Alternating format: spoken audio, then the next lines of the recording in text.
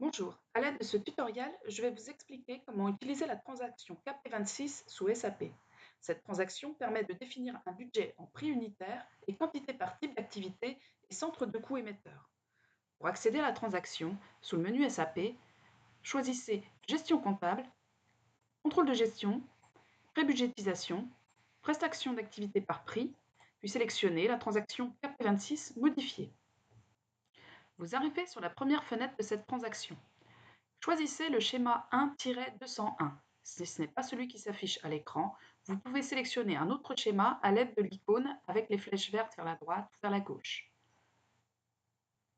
Renseignez ensuite les différents champs. Premier champ, renseigner la version. Nous allons ici sélectionner la version 0 qui correspond à la version pré-budget par rapport au réel. Renseignez ensuite les périodes de l'exercice pour lesquelles nous souhaitons enregistrer un budget, puis l'exercice comptable. Vous renseignez ensuite le centre de coût émetteur, c'est-à-dire le centre de coût indirect ou secondaire qui va supporter le budget de l'activité. Cette activité sera ensuite à répartir sur les centres de coût primaires. Ici, nous allons choisir le centre de coût G06-transp pour une activité de transport. Renseignez ensuite le type d'activité. Dans notre cas, il s'agit de l'activité 909006. Pour passer à la page suivante, appuyez sur Écran de synthèse. Dans la page suivante, nous allons renseigner des données pour calculer un prix unitaire d'activité. Le premier champ à renseigner est le champ Activité prébudgétée, qui correspond au volume d'activité que l'on budgète. Dans notre cas, il s'agit de l'activité de transport, et nous prévoyons de réaliser un volume d'activité de 57 823 m3 transportés. Nous renseignons donc ce chiffre dans le champ qui convient. Nous allons ensuite choisir le type de répartition que nous souhaitons utiliser pour répartir le budget sur les différentes périodes de l'exercice.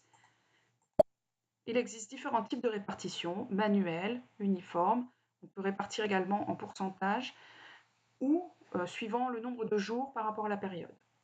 Dans notre cas, nous allons utiliser la version 2, répartition détaillée analogue.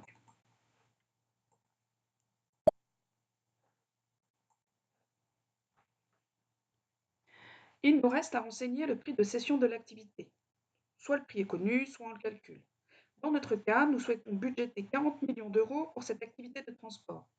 Si on calcule donc le rapport de 40 millions pour les 57 828 m3 transportés, on obtient un prix au mètre cube de 691,70.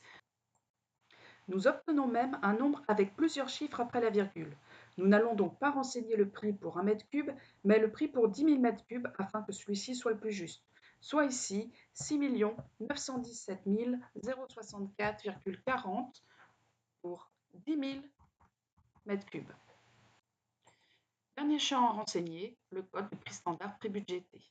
Ici, nous allons choisir le code numéro 3 pour déterminer manuellement le prix du type d'activité. Vous avez renseigné tous les champs, vous pouvez sauvegarder la transaction.